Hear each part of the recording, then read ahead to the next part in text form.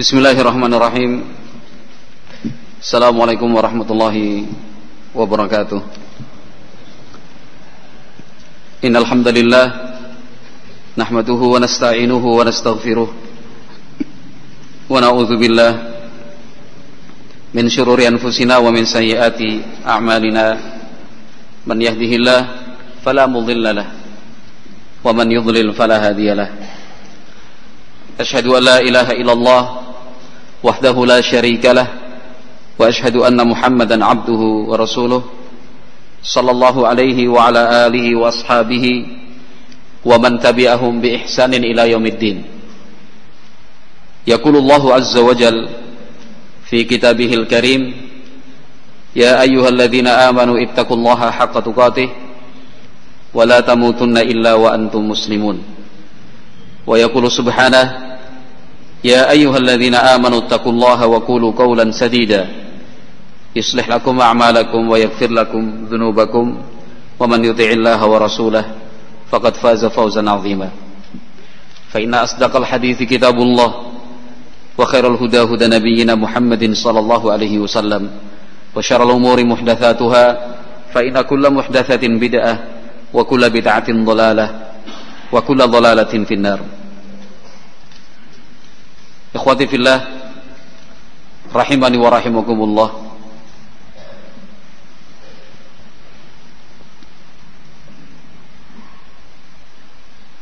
Sebagai umat Islam pengikut Nabi Muhammad sallallahu alaihi wasallam, kita dituntun dan dituntut untuk menjadi seorang yang optimis, memiliki himmatun aliyah, cita-cita yang tinggi, tekad yang kuat.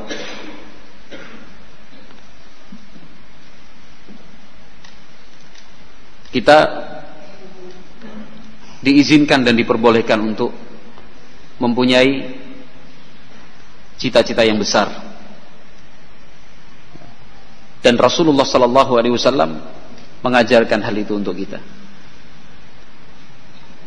Ambil sebagai contoh tuntunan dari Nabi Muhammad sallallahu alaihi wasallam kepada kita yang berdoa dan mengharapkan surga.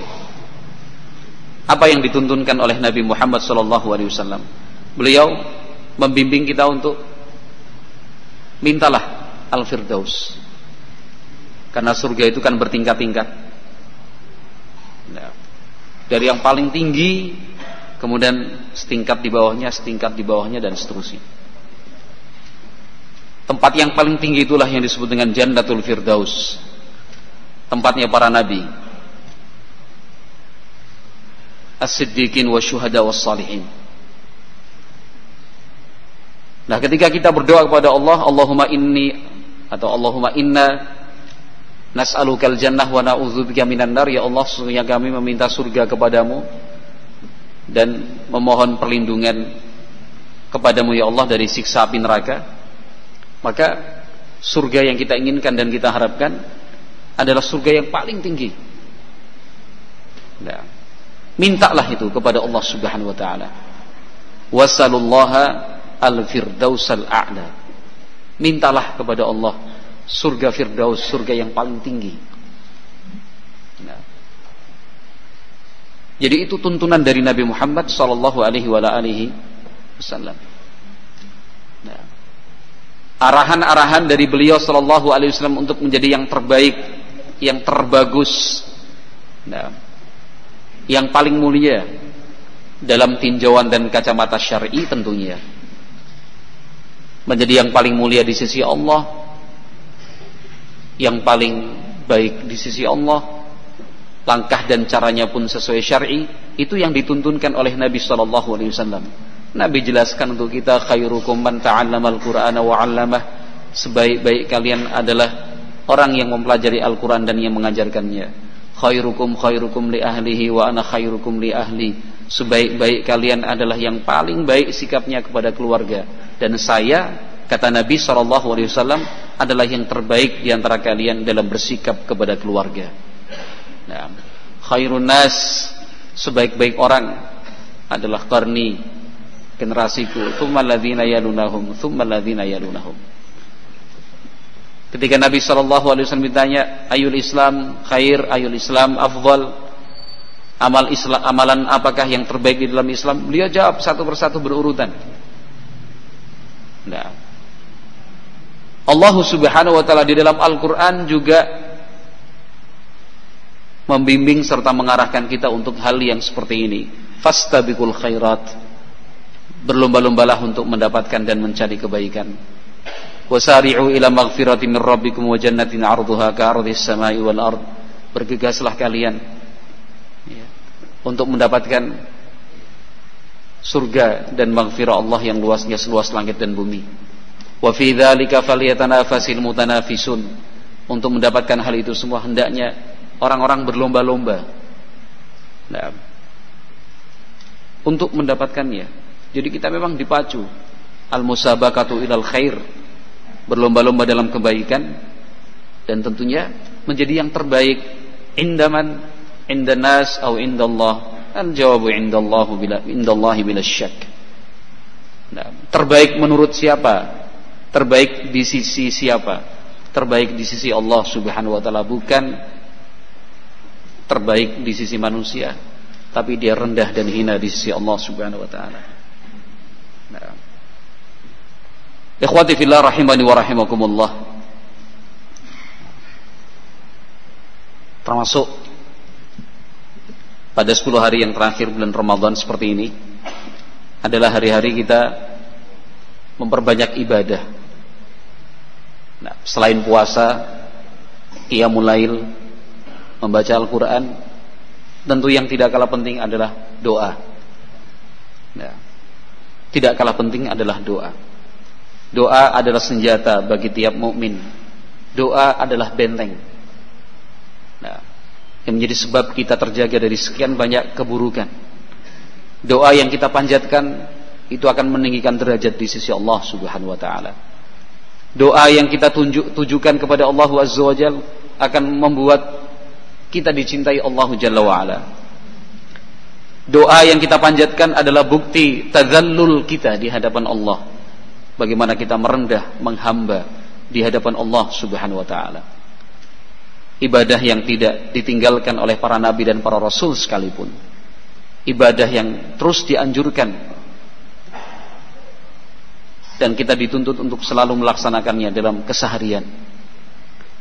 Ibadah yang dikaitkan dengan puasa di bulan Ramadan, yaitu ibadah berdoa. Nah, dalam rangkaian ayat-ayat Allah Azza wa Jalla yang menerangkan tentang ibadah di bulan puasa Ramadan, nah, dari syahrul Ramadan alladzi unzila fihil Qur'an, ayat yang lain, ya ayyuhalladzina amanu kutiba alaikumus shiyam.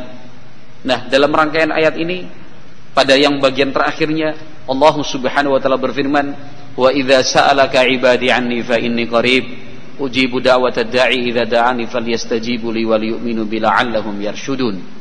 Ayat ini menegaskan bahwa Allah Azza wa Jalla adalah zat yang maha dekat. Nah, ujibu da'watad da'i, akan aku kabulkan, kata Allah Azza wa Jalla, niscaya aku penuhi permintaan hambaku, idza da'ani, asalkan dia mau berdoa kepadaku. Nah, sebagian ulama menerangkan tentu ada keterkaitan kenapa ayat yang menjelaskan tentang pentingnya doa masuk dalam rangkaian ayat-ayat Ramadan. Salah satu hikmahnya insyaallah karena bulan Ramadan pun adalah bulan doa. Nah, ikhwati fillah rahimani wa rahimakumullah, ketika kita berdoa, mintalah yang terbaik. Mohonkanlah yang paling bagus di sisi Allah Subhanahu wa taala. Nah, tidak perlu berkecil hati. Tidak usah kita kurang percaya diri, karena Allah itu Al-Ghaniyyu, zat yang maha kaya. Nah, la yu'jizuhu syai', tidak ada satupun yang bisa membuatnya lemah. Allah itu maha kuat, maha mampu. Minta. Tidak usah malu. Semakin kita sering meminta, semakin banyak kita meminta, Allah Azza wa Jalla akan semakin cinta. Nah, Tetapi tentunya sebagai seorang hamba harus mengetahui kadar dirinya. Yang dia minta, yang dia pinta adalah kesenangan akhirat, bukan kelezatan dunia yang bersifat fana. Mintalah kebaikan-kebaikan akhirat. Nah, termasuk anak-anak kita. Barakallahu fikum. Termasuk anak-anak kita. Nah, marilah kita selalu berdoa kepada Allah Azza wa Jalla agar anak-anak kita menjadi anak-anak yang saleh dan salihah. Jangan kecil hati, ya Allah, sing penting anakku saleh. Yang penting anakku nurut bebas cukup ya Allah. Ndak, minta yang paling tinggi, yang paling bagus sekaligus. Nah, ya Allah, jadikanlah putraku seperti seorang Imam Ahmad bin Hanbal, seperti Imam Syafi'i, seperti Imam Malik. Berdoanya seperti itu. Nah, dan insya Allah termasuk nama yang jangan kita lupakan dalam doa adalah nama Syekhul Islam Ibnu Taimiyah rahimahullahu ta'ala. Berdoalah, ya Allah, jadikanlah putraku seperti Syekhul Islam Ibnu Taimiyah. Apa iya ya? Tadi di depan udah dikasih tahu jangan kecil hati.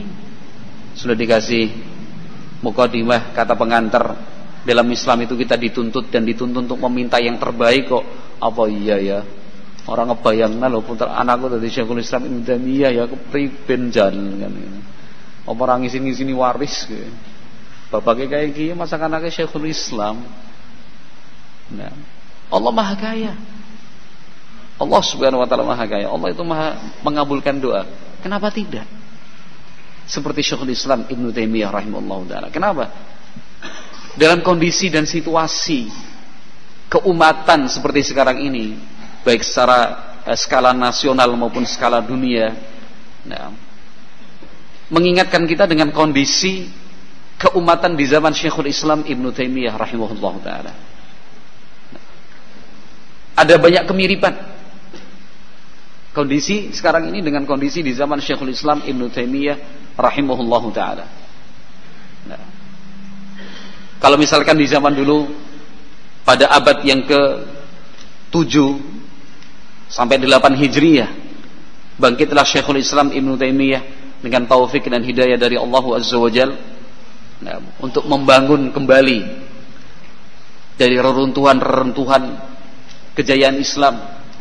Nah, karena kondisi keumatan saat itu sungguh-sungguh sangat memprihatinkan dan menyedihkan sekali. Nah, tapi Allah Azza wa Jalla telah memilih Syekhul Islam Ibnu Taimiyah rahimahullah sebagai satu dari bagian besar, nah, kebangkitan umat Islam di zaman itu.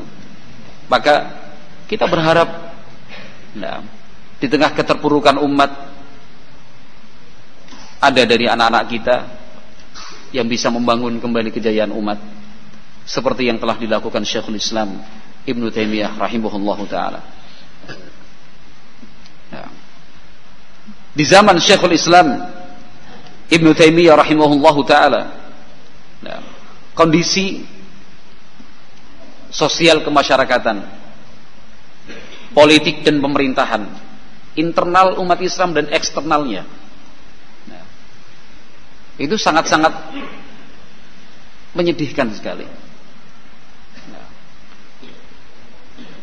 pasukan salib dari arah timur di zaman Syekhul Islam Ibnu Taimiyah rahimahullah adalah fase keempat dari sejarah panjang perang salib. Nah, mereka yang terus mengarahkan kekuatannya menuju barat, daerah-daerah kaum muslimin. Dari arah barat menuju timur, pasukan Tatar. Sejak Syekhul Islam Ibnu Taimiyah rahimahullahu taala masih kecil, itu pasukan Tatar sudah mulai masuk. Kalau kita sebutnya sekarang Mongol kan itu. Orang-orang Mongol, Tatar masuk. Hingga mengakibatkan Syekhul Islam Ibnu Taimiyah harus ikut keluarganya untuk pindah, migrasi demi menyelamatkan diri. Itu kondisi sangat memprihatinkan sekali. Jadi suasana kacau, rusuh, susah untuk mencari ketenangan. Belum di internalnya umat Islam berbagai macam kelompok dan firqah sesat. Ya. Syiahnya, Mu'tazilah, Jahmiyah, Sufiyah, Khawarij, Asy'ariyah, kaum filsafat itu tumbuh subur, berkembang terus di zaman Syekhul Islam Ibnu Taimiyah rahimahullahu taala. Jadi kalangan Nasrani, Yahudinya betul-betul parah. Nah, maka kurang lebih sama dengan kondisi kita di zaman ini. Kita mau berbicara apa tentang kesesatan? Nah, tidak perlu jauh. Kesesatan-kesesatan itu ada di dekat kita. Nah, mulai dari yang paling terakhir ini kebangkitan, usaha bukan kebangkitan, usaha kebangkitan kaum komunis yang tidak bisa dianggap enteng dan tidak bisa dikatakan sebagai angin lalu. Nah, memang betul-betul bahaya dan membahayakan faham komunisme. Di sisi yang lain, faham liberalisme tumbuh subur, faham kebebasan beragama. Nah, semuanya sama, dicampur aduk. Nah, kedua-duanya sebenarnya satu tujuan antara komunisme dan liberalisme, sama-sama anti agama. Ya, agama diolok-olok, agama jadikan bahan candaan, agama dianggap sebagai candu. Ya, hal-hal yang sifatnya prinsip saja ditabrak. Nah, perkawinan sesama jenis yang secara fitrah manusia saja menolak dan menentang, kaum liberal berusaha untuk memperjuangkannya.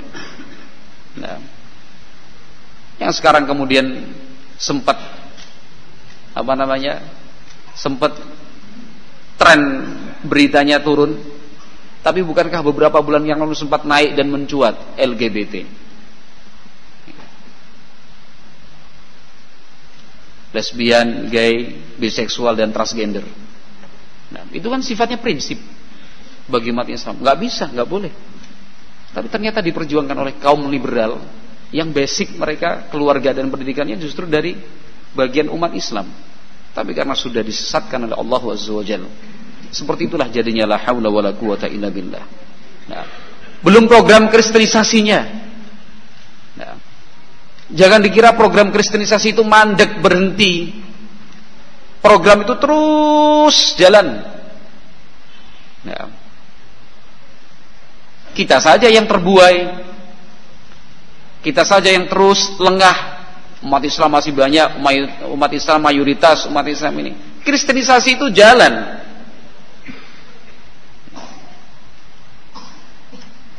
Kita sekarang tidak menyaksikan, tapi di tempat-tempat terpencil, di atas gunung dan perbukitan, di balik lautan dan di balik pulau, di tengah-tengah pedalaman hutan, kaum misionaris jalan terus. Nah, mereka tidak berhenti. Yahudi, nah, apakah pernah kaum Yahudi berhenti untuk menyebarluaskan pengaruhnya? Tidak. Nah, kita di Indonesia sempat naik turun isu itu, naik turun, panas dingin isunya. Akan mendirikan kantor bilateral di Israel. Ada sebagian pihak yang terus mendorong untuk mengadakan hubungan bilateral antara dua negara, Indonesia dan Israel. Yang sejak zaman dahulu Indonesia tidak pernah. Nah, dan itu memang sudah ketetapan para pemimpin bangsa untuk tidak melakukan kontak bilateral, apalagi sampai mendirikan kedutaan atau konsulat di sana. Tapi terus menggembuskan pengaruh Yahudi. Nah, marilah kita ingat selalu firman Allah Azza wa Jalla, "Walan tardha 'ankal yahudu walan nasara hatta tattabi'a millatahum." Yahudi dan Nasrani tidak akan pernah ridho, tidak akan pernah bisa diam. Nah, sampai engkau betul-betul mengikuti ajaran mereka. Nah, kaum Khawarijnya, orang-orang Khawarij, kaum teroris, Nah, teroris lokal maupun internasional. Peledakan ada aja. Belum selesai dari Brussels, stasiun kereta, muncul pengeboman di Turki. Muncul lagi pengeboman di sana dan di sini. Ya, pembajakan, perompakan. Ya. Berita tentang ISIS dan Al-Qaeda sampai sekarang tidak pernah berhenti. Perang terus. Nah, sampai kadang-kadang mau diikuti mumet. Siapa juga yang suruh ngikutin? Nah, baca berita semangat banget, baca Quran enggak. Kalau ngikuti berita seperti itu ada aja waktu, ada aja data dan pulsa. Tapi kalau ngedownload taklim eman, kan nggak akan, tidak ada habisnya itu berita terus. Kalau diikuti hanya bikin mumet dan pusing. Tapi ada, bukan kemudian kita ingin tutup mata dari bahaya kaum teroris, enggak. Yang di Indonesia sendiri, kelompok Santoso sampai sekarang belum habis-habis juga. Padahal sel-sel mereka, jaringannya terus hidup di Indonesia. Kaum teroris. Nah, kaum Syiah. Sempat panas menghangat, sekarang kok seakan-akan diem. Itu bukan karena off liburan Idul Fitri. Justru hari-hari seperti ini mereka semakin aktif. Nah, kita nggak bisa mengabaikan persaksian dari sebagian teman-teman kita yang kemarin bertugas untuk melaksanakan program tebar dakwah.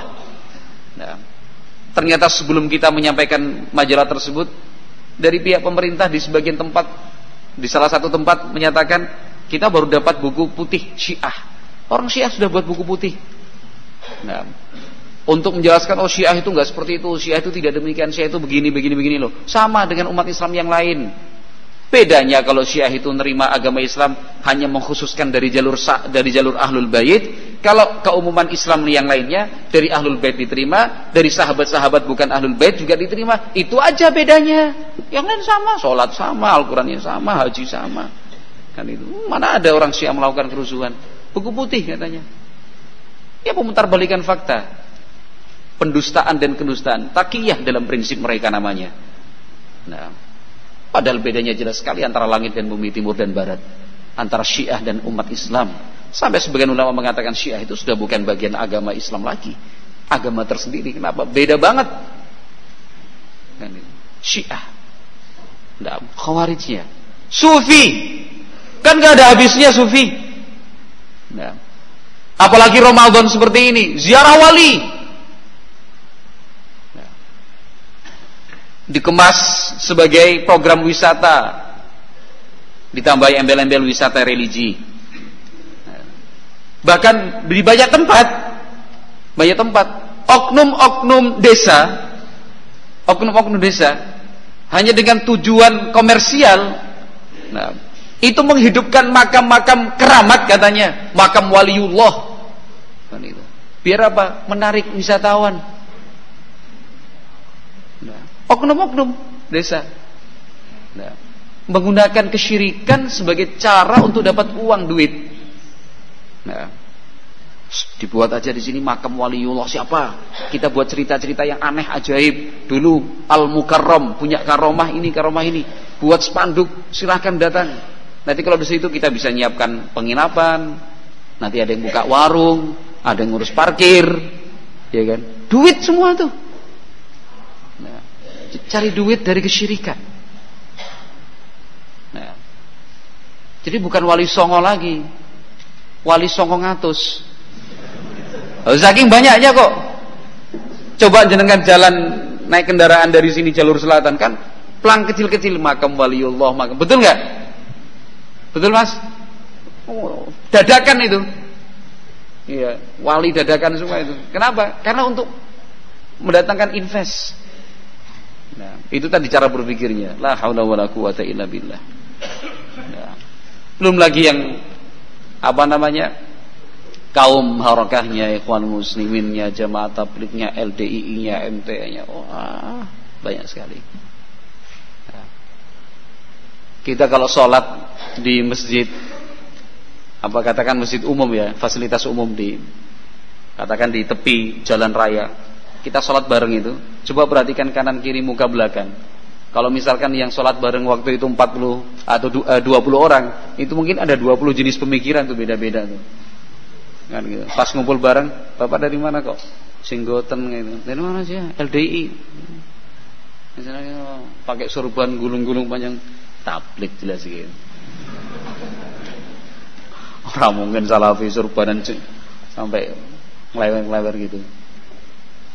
Mungkin salafi Mas. Coba lihat kalau bawa kompor tablet lah. Kita pikir yang paling khusyuk di belakang imam ini paling baik nih, katanya kelihatan ini. Bagus pakaiannya, pakai sarung. Khusyuk banget salatnya ini. Mungkin udah ngerti tuntunan sahabat kalau zikir gimana. Ternyata lama-lama sufi. Aduh gitu. Yang di belakang kita udah tanda sujudnya hitam di dahi, ya kan, celananya enggak musbil lah. Kayaknya badire nyong ya. Badire nyong. Kenalan, ini ada acara kemana Mas? Ini nih tabligh akbar di Senayan, Khilafah Islamiyah. Disebut tahrir. Sumpah. Kan ini macam-macam gini, Masya Allah. Itu kondisi keumatan sekarang ini. Nah, artinya ikhwati fillah barakallahu fikum, itu sebuah kenyataan yang kita nggak bisa tutup mata. Kan itu. Nggak bisa tutup mata. Kenyataan. Nah, maka barakallahu fikum, kita berharaplah, dan boleh kok, boleh berharap, boleh kita meminta. Kalau itu dikatakan mimpi, siapa juga melarang bermimpi. Mudah-mudahan ada nanti dari anak-anak kita yang hadir di sini, insyaallah. Anak-anak kita, anak-anak panjenengan lah, ada 1, 2, 3 dari mereka, seperti seorang Syekhul Islam Ibnu Taimiyah rahimahullah, seperti Imam Ahmad bin Hanbal yang tegar, kokoh, sabar di dalam menghadapi sekian banyak masalah keumatan. Barakallahu fikum. Kondisi di zaman Syekhul Islam Ibnu Taimiyah rahimahullahu taala memang sangat memprihatinkan sekali. Nah,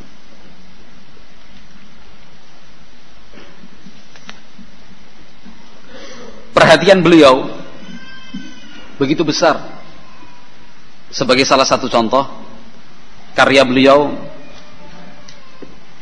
yang cukup besar dan tebal, kalau sekarang ya 4 jilid besar. Kitab itu beliau beri judul Minhajus Sunnah An-Nabawiyah fi Naqdi Kalam Syi'atil Qadariyah. Karya ini beliau tulis untuk meluluh lantakkan faham dan pemikiran Syiah Qadariyah. Nah, karya 4 jilid yang mempreteli satu persatu itu faham dan keyakinan Syiah satu. Bahkan orang Syiah sendiri pun faham, wawasan dia tentang faham Syiah masih kalah dengan wawasan Syekhul Islam Ibnu Taimiyah rahimahullahu taala. Itu kan dipersaksikan oleh para ulama. Syekhul Islam sekalipun tidak pernah kalah debat, kalah diskusi, sekalipun nggak pernah. Kenapa? Materi betul-betul dikuasai. Kalau beliau membahas tentang Syiah, orang Syiah aja kaget-kaget, masa gitu Syiah? Orang Syiah nih.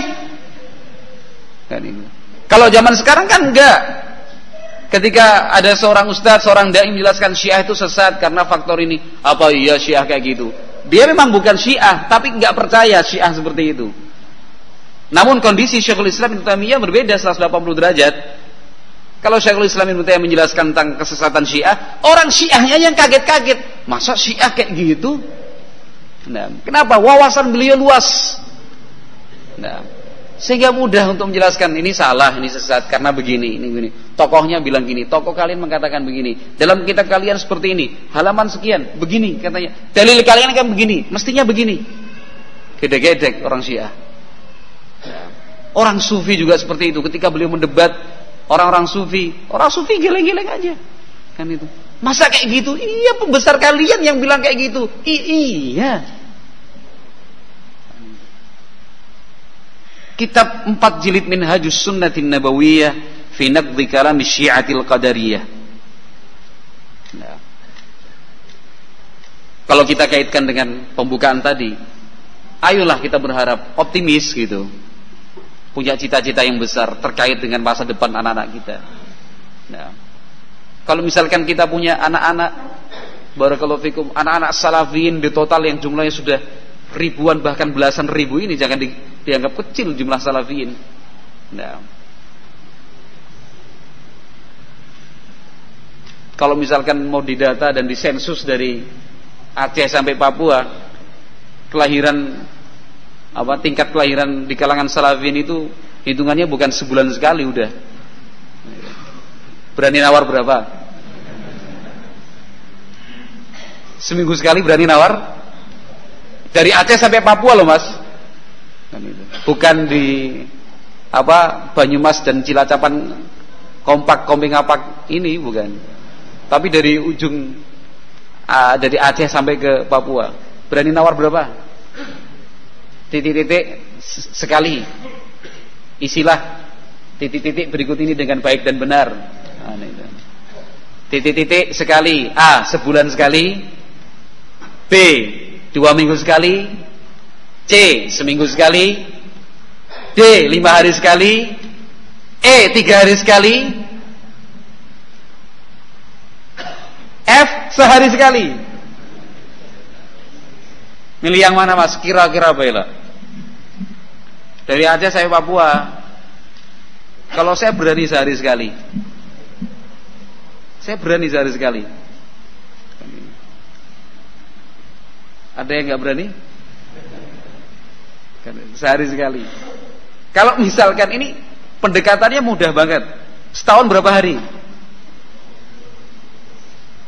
Ya pasti tahu jawabannya lah. Ustaz Mukhtar Anabela takon. Ya setahun kan 365 hari Masehi. Kira-kira dalam 1 tahun itu seluruh salafi dari Aceh sampai Papua ada nggak jumlah kelahiran sampai 365 bayi? Itu pendekatannya sederhana banget seperti itu. Pak Abdul Aziz ada nggak? 365 bayi ada nggak? Wow, kok terpanah?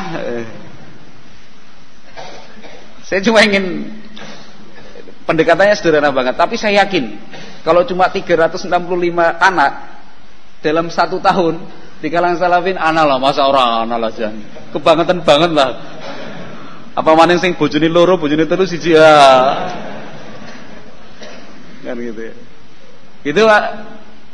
Pak Darmanto bener gak? Jadi setiap hari ada aja yang lahiran tuh. Kan gitu. Anak-anak kita jumlahnya banyak.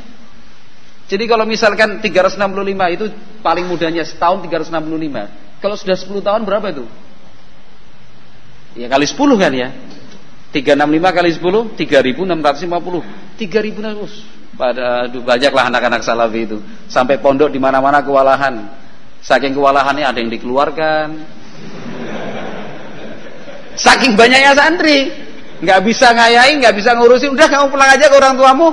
Kan itu saking banyaknya santri sampai dikeluarkan, sampai dipending. Waduh, kita sampai hampir di setiap pondok. Wallahualam kalau di Mujur sih saya kira enggak. Kan gitu. Karena mungkin SDM-nya banyak banget kan itu. Hampir di setiap pondok itu sebelum pendaftaran baru itu rapat dulu. Rapat materi pertama, tahun ini kita nerima santri enggak ya? Gitu. Bukan syarat-syaratnya, mau nerima apa enggak?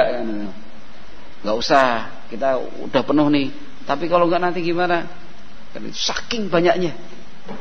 Nah, kalau misalkan dari anak-anak kita yang jumlahnya sekian ribu itu, 1, 2, 3 dari mereka menjadi seorang dai selevel Syekhul Islam Ibnu Taimiyah rahimahullahu taala, luar biasa.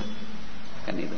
Selevel Syekhul Islam bukan level beliau sesungguhnya, selevel beliau dalam menulis kitab seperti Minhajus Sunnati Nabawiyah fi naqdi kalam Syi'atil Qadariyah. Kalau misalkan jumlah anak-anak kita misalkan ya. Kan gitu. Misalkan anak-anak kita jumlahnya 5.000 anak seluruh Indonesia. Dan saya yakin ada kalau cuma 5.000 anak. Masing-masing anak menulis kitab, tiap kitab jumlahnya 4 jilid. Masya Allah.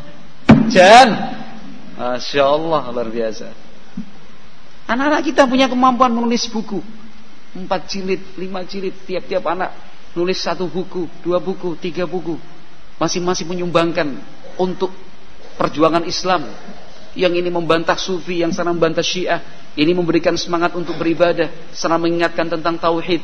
Ini mengingatkan dan menyadarkan umat Islam untuk ittiba kepada sunnah Rasul sallallahu alaihi wasallam. Ini menjelaskan tata cara salat. Ini bahasa Arab, yang sana shorof. Ini tajwid. Banyak sekali bagian dari jihad fi sabilillah. Nah, Syekhul Islam Ibnu Taimiyah rahimahullahu taala, beliau memiliki perhatian yang besar dalam hal ini. Kepada Syiah, tentang Syiah, beliau banyak menulis, salah satunya kitab itu Minhajus Sunnati Nabawiyah fi Naqdi Kalami Asy-Syi'atil Qadariyah. Kepada orang-orang Sufi beliau juga menulis. Beliau terangkan itu kesesatan-kesesatan kaum Sufi di zaman beliau dan sampai sekarang.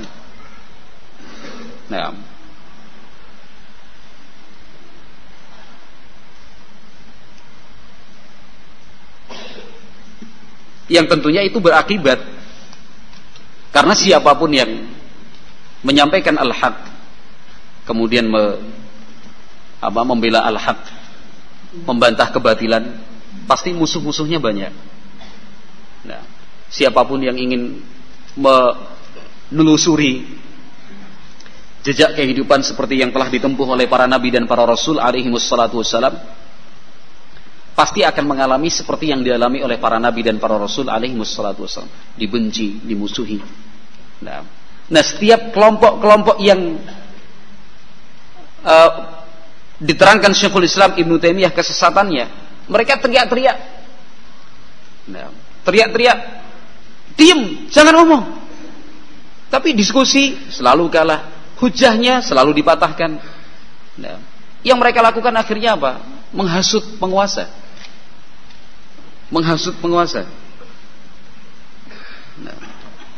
Pada saat Syekhul Islam Ibnu Taimiyah rahimahullahu taala menulis kitab Al-Hamawiyah. Kitab Al-Hamawiyah itu ditulis pada tahun 698 Hijriah. 698 Hijriah. Berarti beliau berusia, lahirnya 661. Berarti 698 kurangi 61 berapa? 7. Berapa itu? 37 ya? Betul nggak? Yang sarjana matematika? 37698, usia 37 tahun.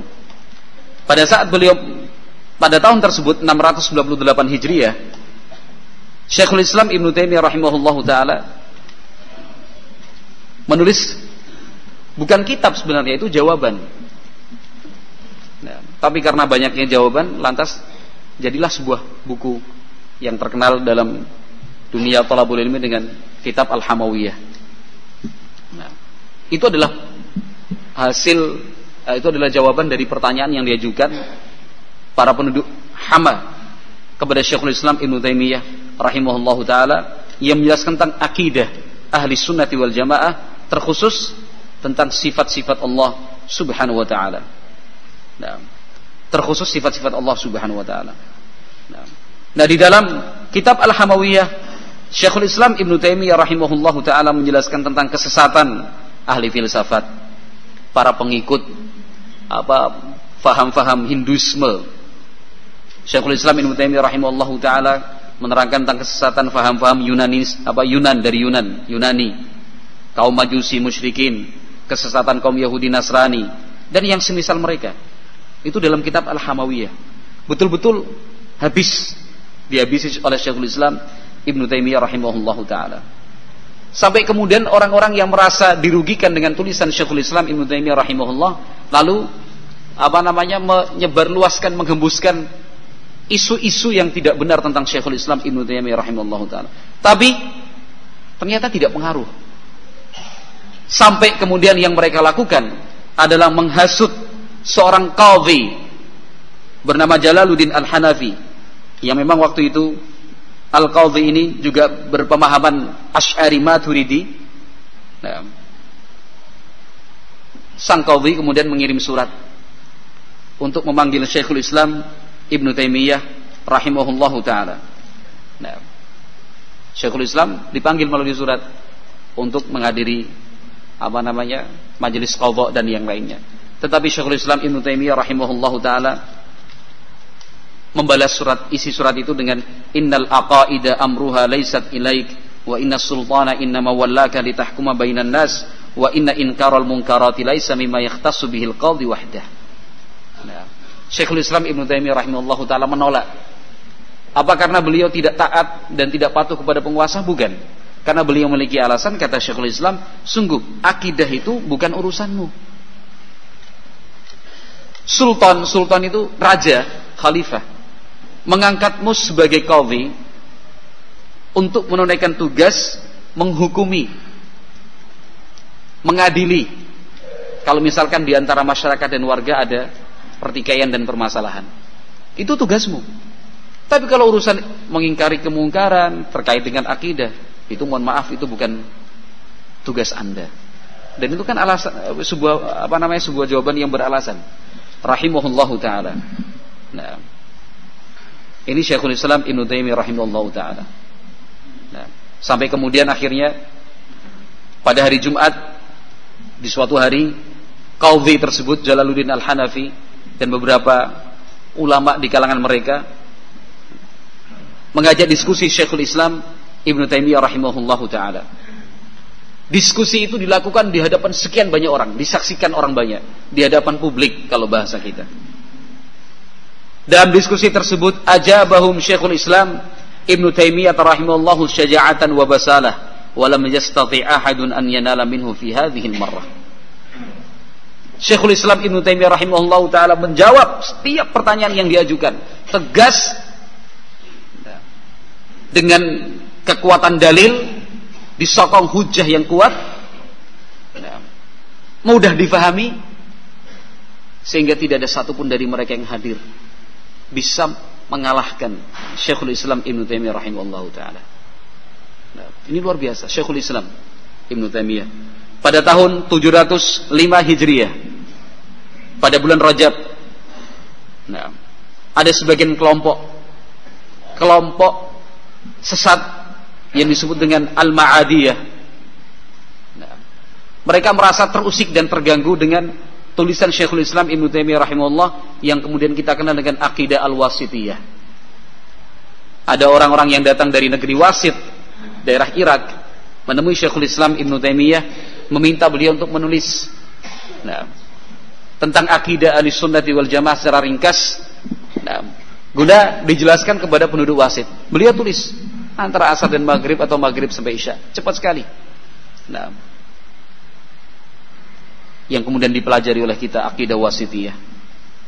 Di dalam kitab akidah Wasitiyah, Syekhul Islam Ibnu Taimiyah rahimahullah menjelaskan tentang madhab salaf di dalam permasalahan sifat-sifat Allah Subhanahu wa taala. Beliau bantah mereka yang mengingkari sifat-sifat Allah Subhanahu wa taala. Nah, tulisan Syekhul Islam dalam akidah Wasitiyah ini membuat mereka marah, emosi.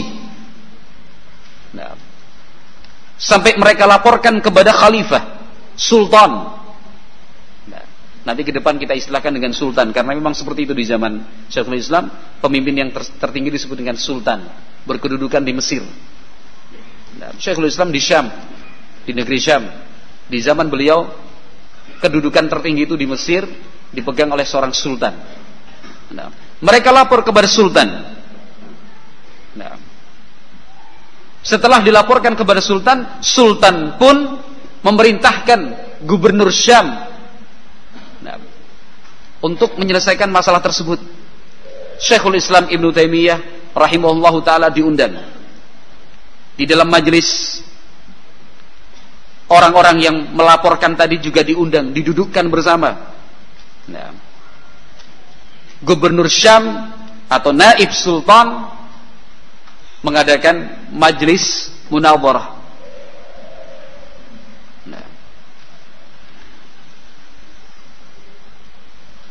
Diskusi kemudian berlangsung.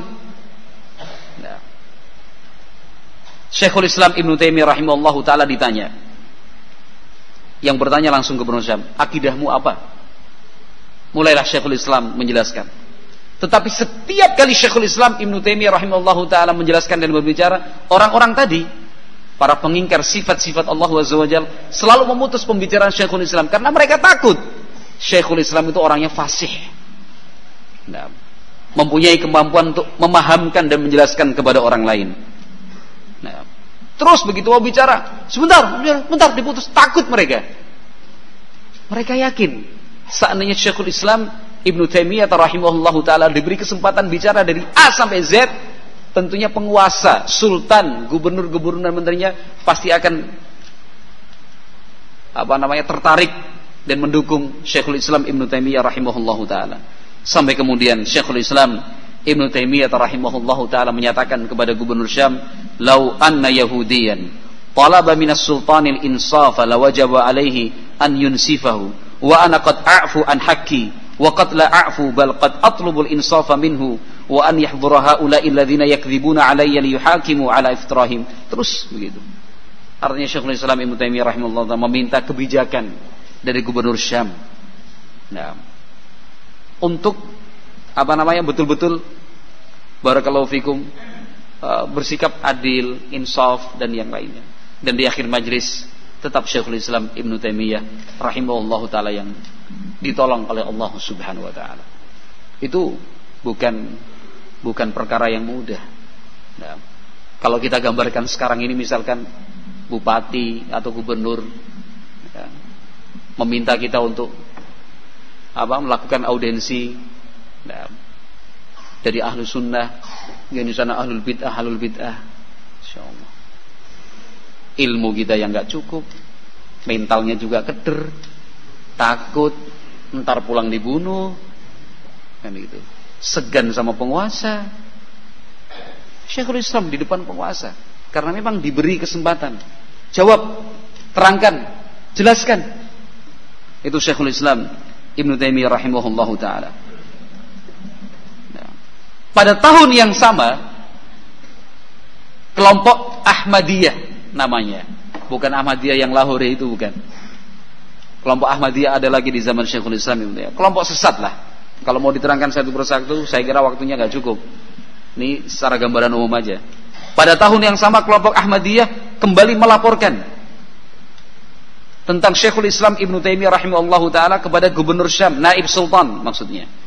Nah, mereka menuntut Syekhul Islam Ibnu Taimiyah rahimahullah melalui penguasa agar diam, jangan membicarakan tentang kelompok Ahmadiyah. Mereka meminta dan menuntut Syekhul Islam Ibnu Taimiyah rahimahullah taala untuk membiarkan mereka.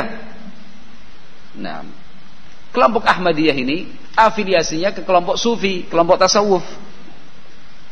Nah, padahal kelompok Ahmadiyah ini menggunakan sihir, menggunakan cara-cara syaitan. Nah, yang mereka lakukan apa? Di hadapan sekian banyak orang mereka menyalakan api berkobar-kobar yang besar, kemudian tokoh-tokohnya masuk ke dalam api nggak kebakar ini. Itu syaitaniyah semua. Kerjasama dengan syaitan. Nah, Syekhul Islam Ibnu Taimiyah rahimahullah taala bicara keras tentang mereka, diingkari oleh Syekhul Islam Ibnu Taimiyah. Nah, karena mereka yakin tidak mungkin melawan Syekhul Islam secara dalil, hujjah, tidak mungkin. Yang mereka lakukan apa? Menghasut. Disampaikan kepada sultan dan naibnya bahwasanya Syekhul Islam Ibnu Taimiyah membuat keresahan di masyarakat. Kan gitu. Tetapi naib sultan akhirnya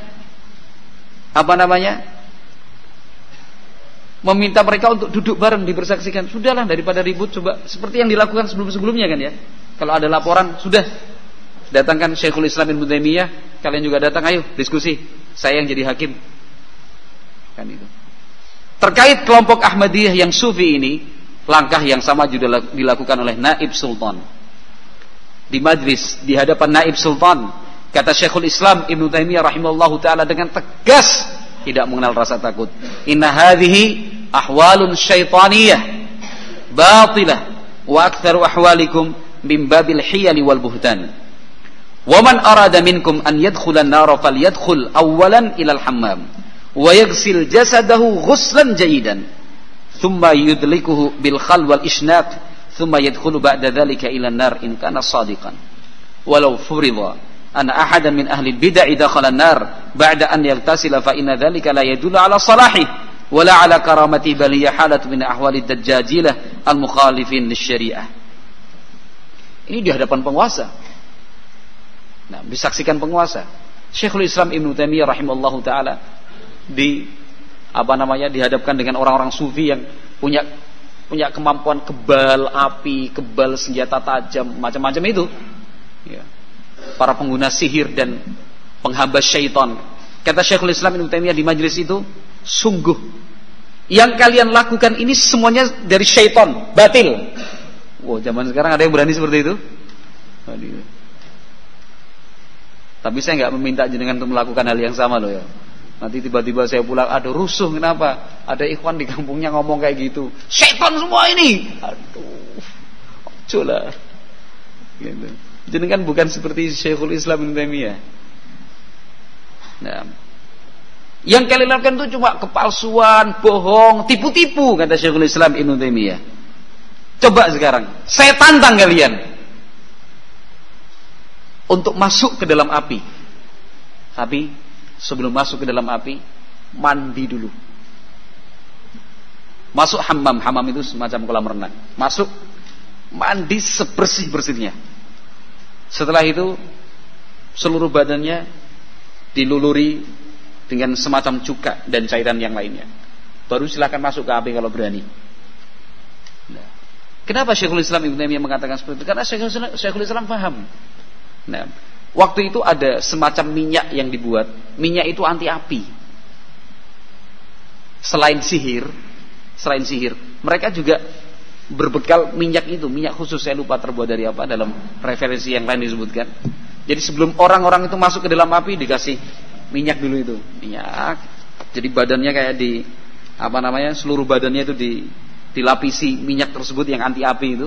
Kemudian masuk ya nggak kebakar. Kata Syekhul Islam, nek wani, kalau berani mandi bersih dulu. Karena Syekhul Islam udah tahu ini akal-akalannya mereka. Orang lain nggak tahu, Syekhul Islam paham. Kan tadi udah dijelasin di depan, orang sufi aja kaget. Oh, masa kayak gitu? Iya. Lebih paham Syekhul Islam. Mandi dulu saya bersih, gosokin semua, tambahin cuka dan yang semisalnya itu cairan yang kalau kena api langsung rut gitu loh. Kalau bahasa kita mandi bersih, terus badanmu kasih solar sama bensin campur coba. Kalau bahasa kita gitu kan, misalkan ada orang kayak dibakar api kebal itu, nah, sini. Itu. Mandi bersih dulu, gitu. Kasih bensin sama solar baru masuk. Karena ternyata mereka melakukan tipu-tipu, bohong-bohong. Nah, kalau memang berani, kata Syekhul Islam, seandainya pun ternyata ada dari kalangan ahlul bid'ah seperti kalian yang sudah mandi masuk api ternyata tidak terbakar, itu bukan karena dia orang soleh, itu bukan karomah. Nah, itu bantuan dari syaitan, sudah tetap di save oleh Syekhul Islam Ibnu Taimiyah. Kan itu. Itu sebuah keberanian. Nah, terkait dengan yang seperti ini, nah, terkait majelis itu, Syekhul Islam Ibnu Taimiyah rahimahullah menulis sebuah kitab. Di dalam kitab itu Syekhul Islam Ibnu Taimiyah menjelaskan tentang tentang kelompok atau sekte Ahmadiyah. Kemudian tokoh-tokohnya siapa-siapa saja, kesesatan mereka seperti apa, itu diterangkan oleh Syekhul Islam Ibnu Taimiyah rahimahullahu taala. Yang jelas, ikhwati fillah barakallahu fikum, kondisi pada saat itu memang kondisi yang sangat memprihatinkan, yaitu kondisi keumatan ya kurang lebih sama dengan kondisi kita di zaman sekarang ini. Maka tidak ada salahnya dan tidak ada ruginya apabila di hari-hari yang terakhir bulan Ramadan ini kita merangkaikan doa kepada Allah Subhanahu. Mudah-mudahan anak-anak kita ada dari mereka yang mempunyai kemampuan, mempunyai skill, level ya, seperti Syekhul Islam Ibnu Taimiyah rahimahullahu taala. Ikhwati fillah rahimani wa rahimakumullah, terkait Syekhul Islam Ibnu Taimiyah rahimahullahu taala yang menulis tentang beliau itu tidak terhitung jumlahnya karena begitu banyak dan masing-masing berbicara tentang Syekhul Islam sesuai aspeknya sendiri-sendiri. Ada yang membahas secara akidahnya, penelitian atau tulisan tentang madhab fikihnya, tentang kemampuan beliau dalam ilmu hadis Rasulullah SAW, dalam pendidikan, secara sejarah, keberanian. Jadi tulisan atau biografi tentang Syekhul Islam Ibnu Taimiyah rahimahullahu taala itu sangat banyak sekali. Nah, tetapi diringkas oleh Al-Imam Ibnu Rajab rahimahullahu taala, kata beliau, wa syuhratuhu tughni 'anil itnabi fi dzikrih wal ishabi fi amrih. Nah, popularitas beliau dan keterkenalan beliau itu sebenarnya sudah cukup, sehingga kita tidak perlu panjang bercerita tentang beliau, tidak perlu dalam kita menjelaskan tentang Syekhul Islam, sudah terlalu terkenal orangnya. Nah, orang kafir saja menghargai Syekhul Islam Ibnu Taimiyah. Nah, menghargai,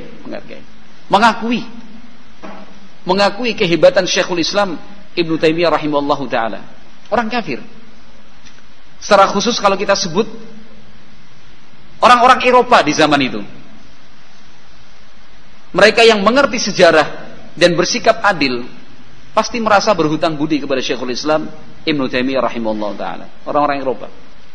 Karena dalam salah satu tinjauan sejarah, tentara-tentara Mongol, Tatar itu, mereka bergerak dari timur jauh ya, dari daerah Asia jauh, Asia kecil, mereka bergerak ke arah Eropa. Nah, tapi kan kemudian terhenti. Pengaruh kaum Tatar, tentara Tatar, tidak nyebar sampai ke Eropa. Salah satu sebabnya adalah kegigihan dan keberanian Syekhul Islam Ibnu Taimiyah menghadang laju pasukan Tatar. Karena pasukan Tatar itu kan bukan setahun 2 tahun. Yang pertama kali kan dari sejak pemerintahan di kota Baghdad itu, yang kemudian kita kenal dengan hancurnya kota Baghdad. Kan terus berlanjut itu, lanjut. Nah, sebagian ahli sejarah melihatnya dari situ. Nah, cara pandang mereka, seandainya Syekhul Islam Ibnu Taimiyah rahimahullahu taala tidak bangkit untuk memotivasi umat Islam guna menghadang laju pasukan Tatar, besar kemungkinannya pasukan Tatar dan Mongol itu sampai ke Eropa. Nah, ini membanjir loh pasukan Tatar itu, banyak sekali. Alhamdulillah, Syekhul Islam Ibnu Taimiyah rahimahullahu taala. Adapun masalah nama, kita sudah cukup dengan menyebut beliau Syekhul Islam Ibnu Taimiyah rahimahullahu taala. Nah, Ibnu Taimiyah kalau kita artikan harfiah kan putranya Taimiyah. Apakah betul ayahnya Taimiyah? Bukan. Ada beberapa versi. Versi yang pertama menyebutkan bahwasanya Taimiyah itu adalah seorang nenek buyutnya, nenek buyut dari Syekhul Islam Ibnu Taimiyah. Nah, semasa hidupnya nenek buyut Syekhul Islam Ibnu Taimiyah dari pihak ayah, kakek ya, yang bernama Taimiyah itu dikenal sebagai seorang wanita yang berilmu serta pandai memberikan nasihat atau mau'izah. Sebutannya wa'izah itu Taimiyah.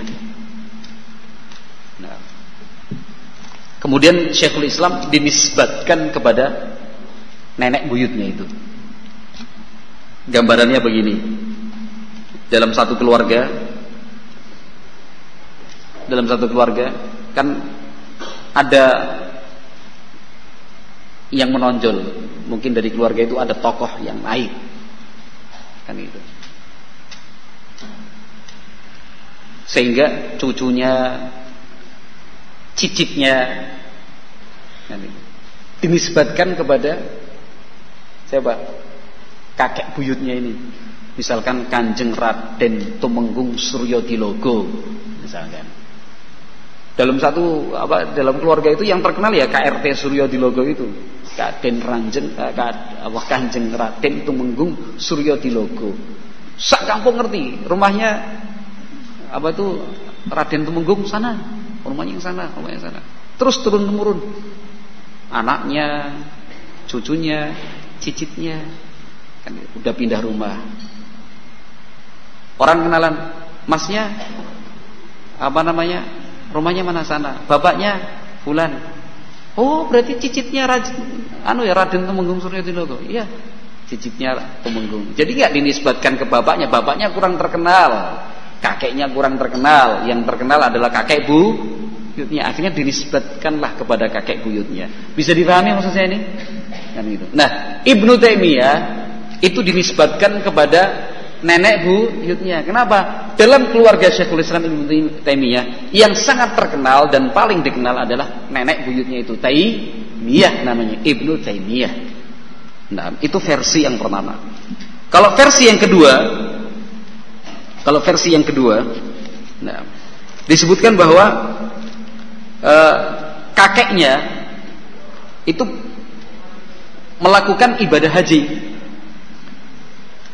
lalu melintas di daerah yang bernama Taima. Nah, pulang dari haji, nah, istrinya melahirkan seorang anak perempuan. Nah, melahirkan seorang anak perempuan. Berarti kan ibunya Syekhul Islam. Ketika lahir anak perempuan pulang haji, akhirnya dipanggil ya Taimiyah, ya Taimiyah. Dinisbatkan apa? Ke daerah yang dilintasi oleh kakeknya ketika berangkat haji yang bernama Taimah. Wallahu a'lam bishawab. Yang jelas beliau sudah dikenal dengan Ibnu Taimiyah. Nah, beliau lahir pada bulan Rabiul Awal tahun 661 Hijriah di daerah Harran, Al-Harrani. Pada tahun 667 Hijriah, berarti usia beliau itu 6 tahun, pasukan Tatar menyerang negeri Harran, yang mengakibatkan masyarakat di negerinya melakukan migrasi, pindah ke Damaskus. Nah, di sana di Damaskus, yang kita kenal dengan negeri Syam, Suriah dan sekitarnya itu, Syekhul Islam Ibnu Taimiyah bersama keluarganya menetap. Di sanalah Syekhul Islam Ibnu Taimiyah rahimahullahu taala belajar kepada para ulama negeri Syam. Nah, Imam Ahmad rahimahullah sejak kecil beliau sudah mendengar riwayat dari kitab Musnad milik Imam Ahmad bin Hanbal berkali-kali. Kutubus Sittah juga berkali-kali.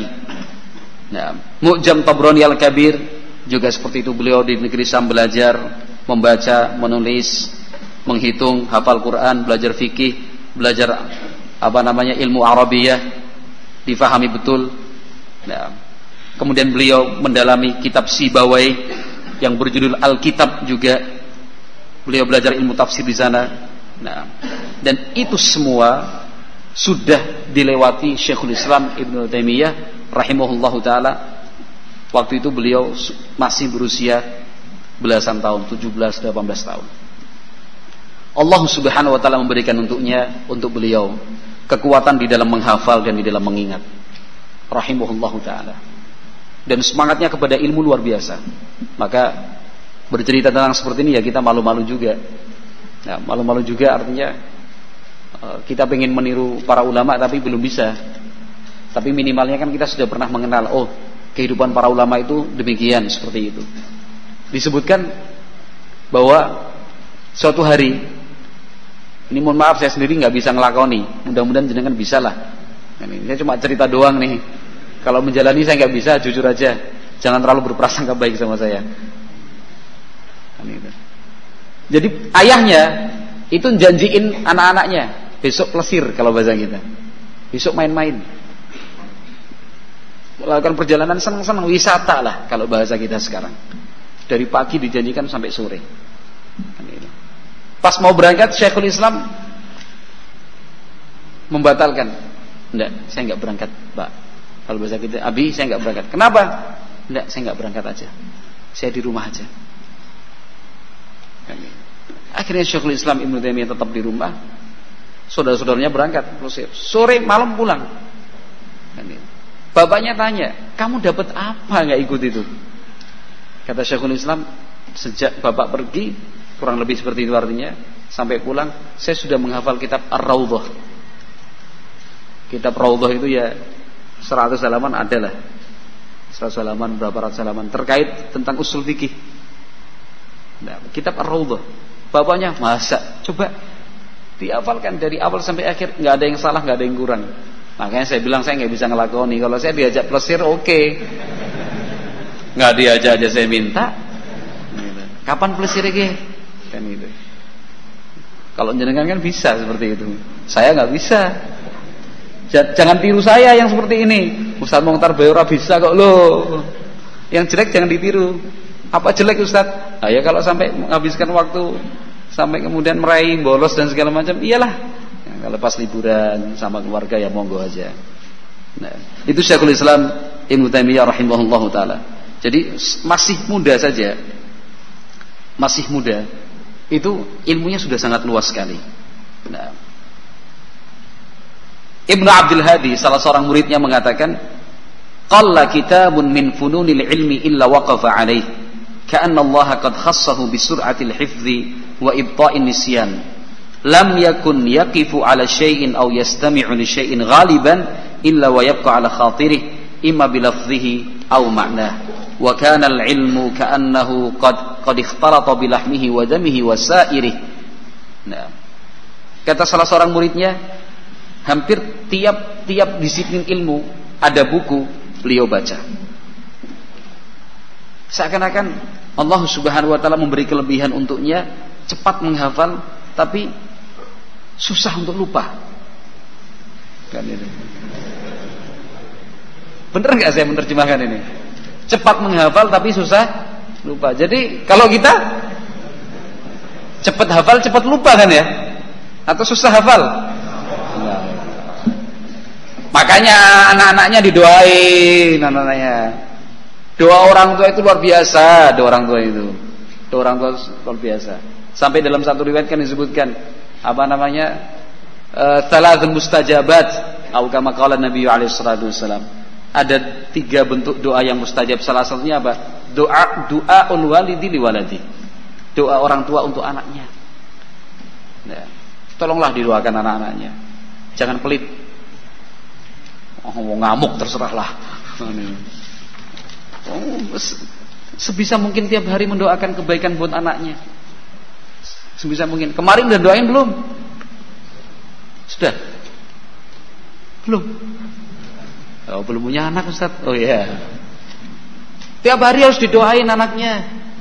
Habis tarawih itu, menjelang sahur, doain, ya Allah, mudah-mudahan anakku jadi saleh, saleha. Ya Allah, jadikan anakku menjadi seorang dai ilallah, pembela agamamu, pembela sunnah nabimu. Doain. Masa anaknya udah 21 tahun doain gak pernah. Kan doainnya kalau pas nakal aja. Mendoakan kebaikan untuk anak itu ya jangan nunggu anaknya berkasus.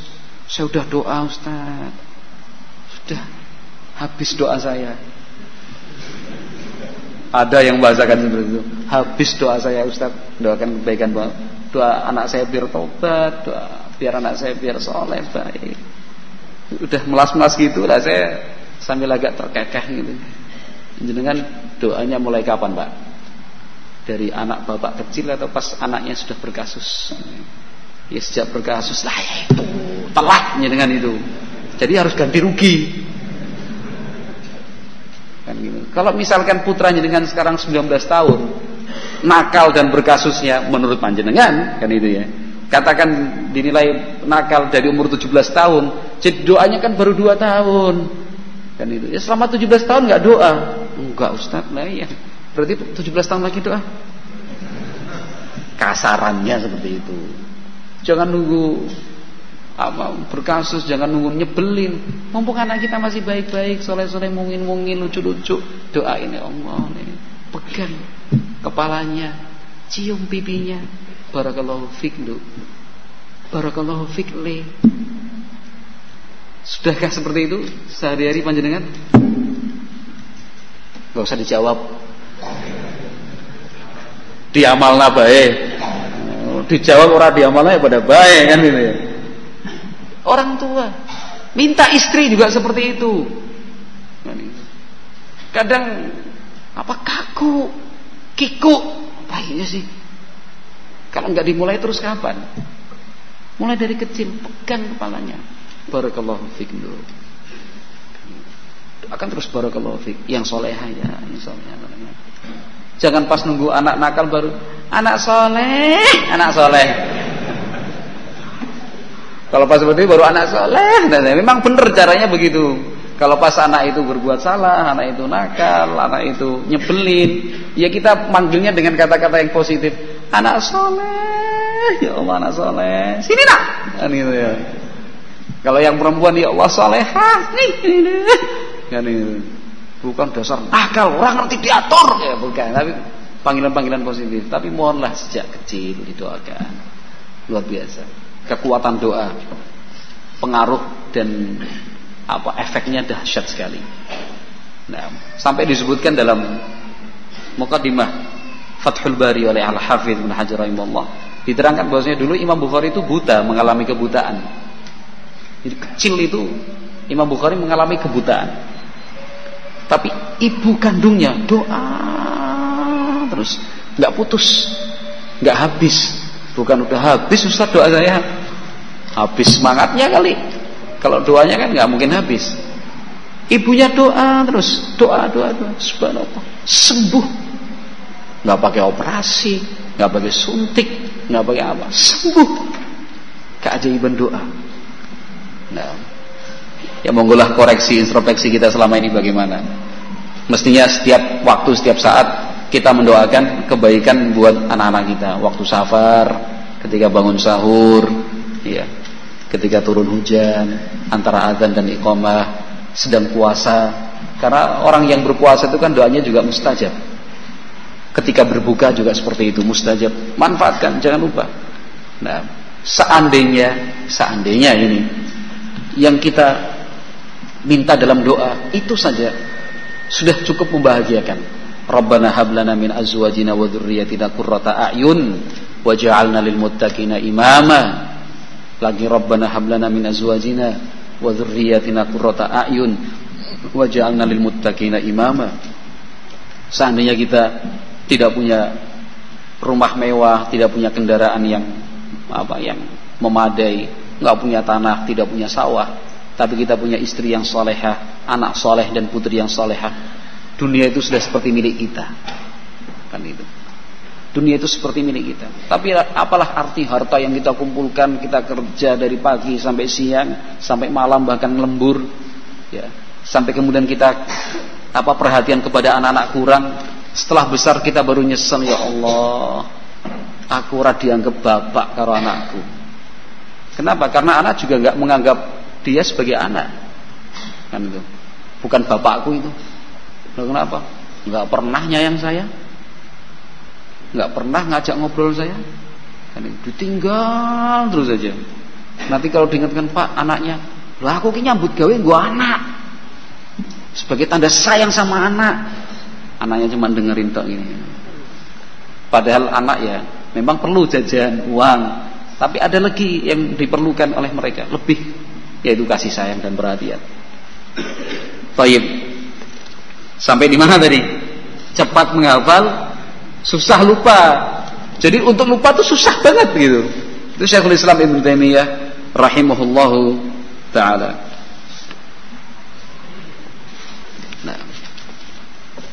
Nah, terkait dengan kondisi keumatan saat itu,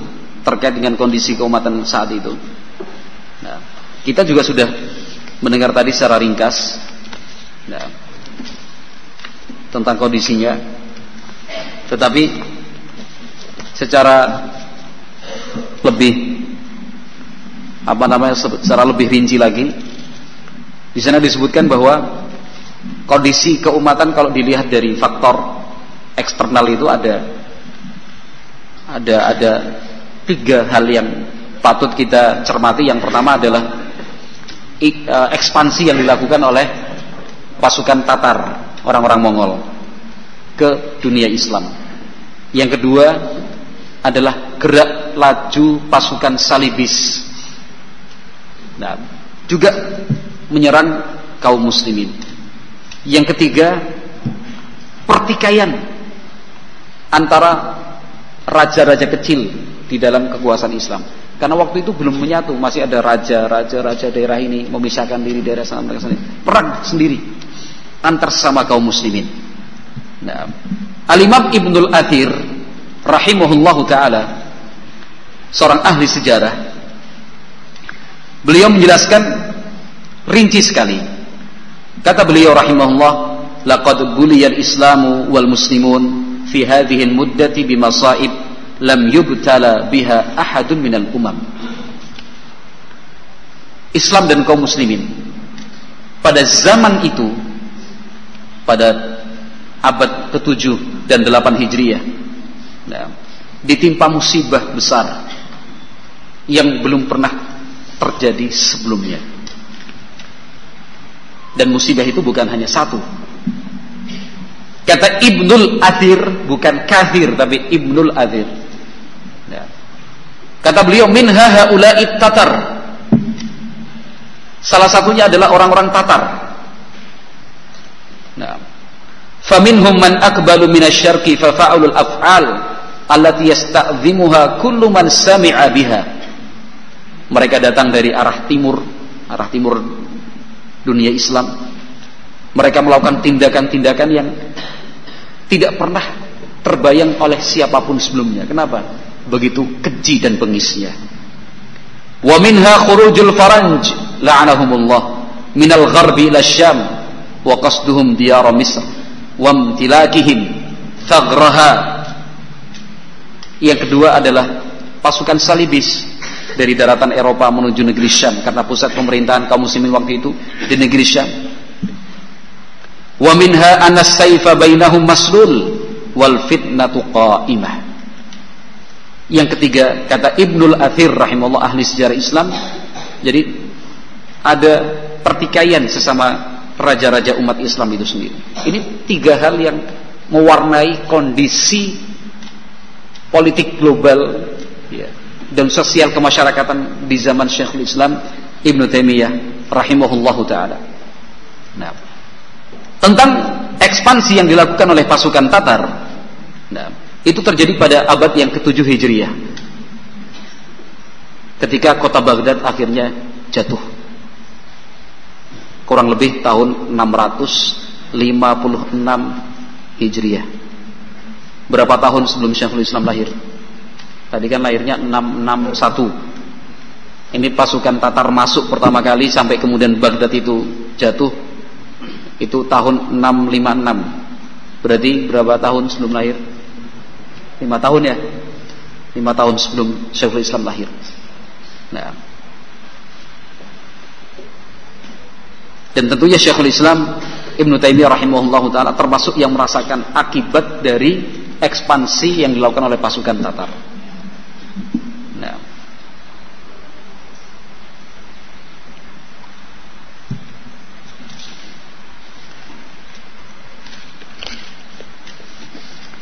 kondisi umat Islam sendiri,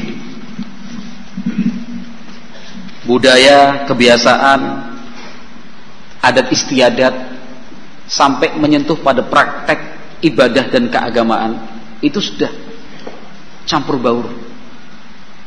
Nah, khalid min ajnasin mukhtalifah, itu hasil perpaduan dari sekian banyak unsur. Nah, jadi pasukan Tatar yang datang masuk ke negeri Islam, mereka kan membawa adat istiadat sendiri. Itu mempengaruhi anak-anak muda kaum muslimin. Nah, terpengaruh. Kemudian pasukan salib juga mereka datang tentu juga membawa budaya. Nah, belum lagi dari orang-orang Nasrani, orang-orang Yahudi, nah, para penyembah kubur, penyembah patung, penyembah berhala. Nah, sehingga umat Islam memang kondisinya sangat menyedihkan. Kurang lebih sama dengan kondisi kita sekarang ini. Nah, kita pikir anak muda ini Kristen. Kenapa? Salib, kalungnya salib, gambarnya salib. Kita udah menyangka dia Kristen ini. Ternyata ketika adzan zuhur, masuk masjid sholat. Kok ono wong Kristen sholat ya? Kok bisa orang Kristen sholat? Kenapa kalungnya salib, kaosnya salib? Penasaran. Habis sholat kita deketin, ajak ngobrol. Muslim bae. Ternyata Muslim dia. Dia Muslim tapi nggak tahu, dia pengennya keren aja, pakai kalung salib, kaosnya salib dan betul-betul salib. Kita tanya, tahu nggak artinya yang dipasang sebagai kalung? Enggak, pengen ikut idolanya aja. Idolanya siapa? Backstreet Boys. Antum nggak tahu itu. Yakin nggak tahu lah kan itu. Kan itu. Backstreet Boys itu apa? Itu band luar negeri. Mereka pakai salib gini, ya pengen ikut-ikutan aja. Wong saya senang sama gaya musik mereka. Ini terpengaruh oleh media, ikut-ikutan aja. Kan itu ya. Rambutnya ngepang segala macam itu. Kalau kita tanya, tahu nggak ikut-ikutan aja. Ini yang disebut dengan apa? Kebiasaan atau budaya yang ada di tengah-tengah kaum muslimin sudah campur baur. Di zaman itu kita bisa membayangkan seperti di zaman kita. La haula wala quwata illa billah. Nah,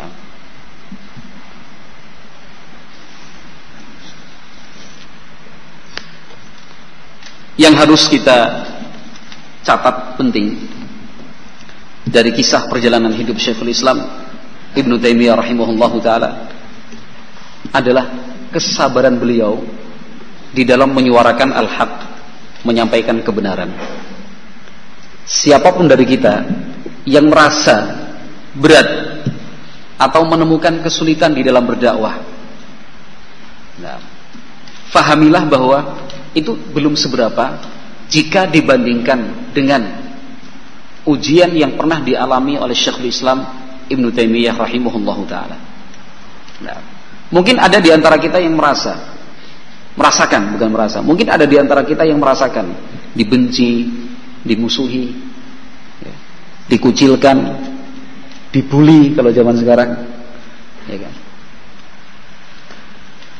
Ada di antara kita yang merasakan, tapi itu belum seberapa jika dibandingkan dengan Syekhul Islam Ibnu Taimiyah rahimahullahu taala. Kita yang terlibat dalam kegiatan dakwah, baik yang aktif maupun yang pasif, yang langsung maupun tidak langsung, sadarilah bahwa di dalam perjalanan dakwah ini ya ujian pasti akan selalu ada. Nah, Syekhul Islam Ibnu Taimiyah rahimahullahu taala itu umtuhina syaikhu marratun iddah bisabab nikayatil aqran wa hasadihim. Syekhul Islam Ibnu Taimiyah rahimahullahu taala itu berkali-kali. Kenapa? Karena hasad, iri, dengki dari kelompok-kelompok lain. Mereka tidak bisa untuk mengingkari, mereka tidak bisa ingkar bahwa Syekhul Islam Ibnu Taimiyah rahimahullahu taala dakwahnya bisa diterima oleh masyarakat luas.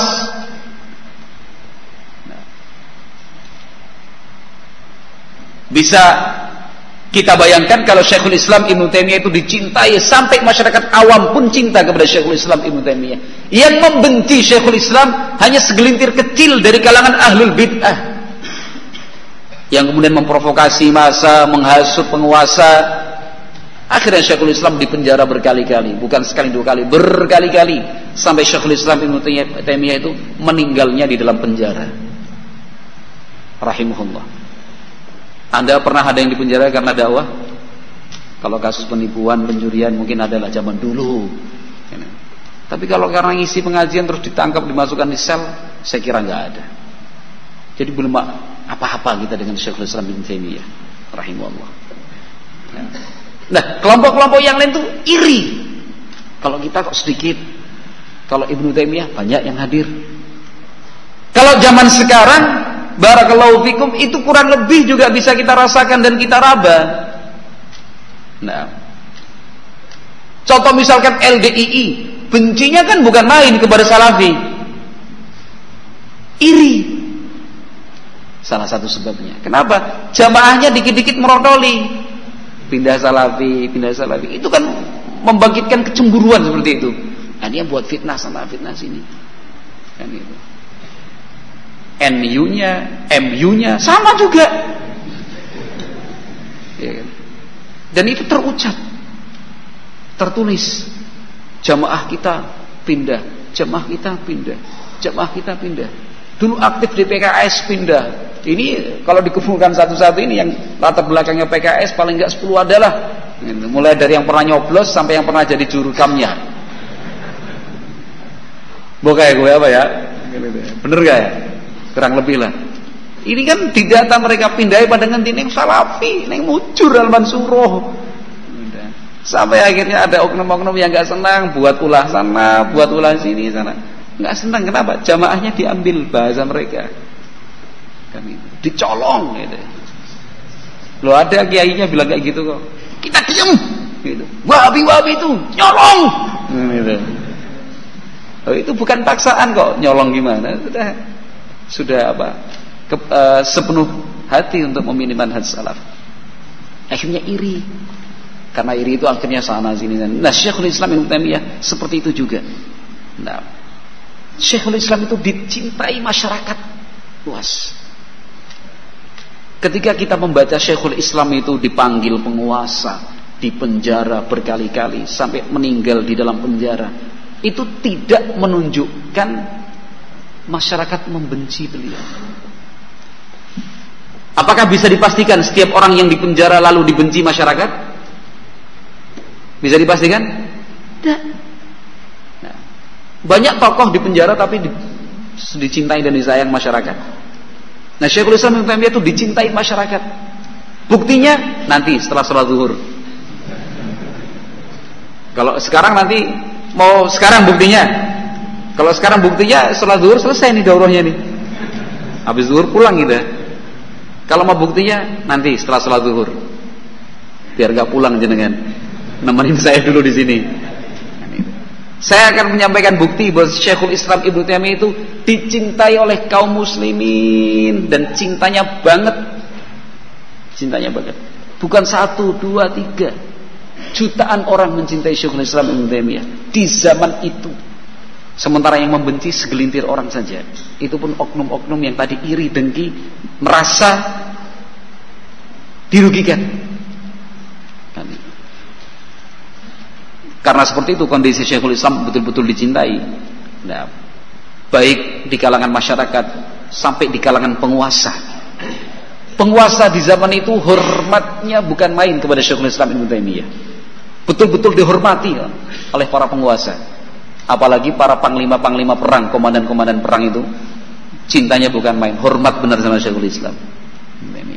Kenapa? Di saat mereka sedang jatuh mentalnya, pada saat banyak orang kemudian memilih untuk migrasi dan pindah karena faktor serangan pasukan Tatar, Syekhul Islam yang membangkitkan jihad fisabilillah. Tiap hari, tiap malam, tiap saat Syekhul Islam menyampaikan ceramah tentang jihad, ayat-ayat Allah tentang jihad, hadis-hadis Nabi SAW tentang jihad. Nanti insya Allah sedikit akan kita terangkan juga.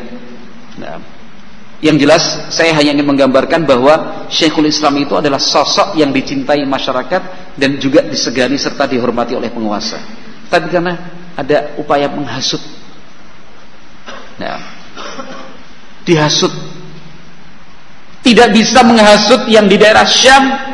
Orang-orang ini langsung melompat ke sultan yang berkedudukan di mana? Di Mesir. Nah, tahun 705 Hijriah sebagai contoh.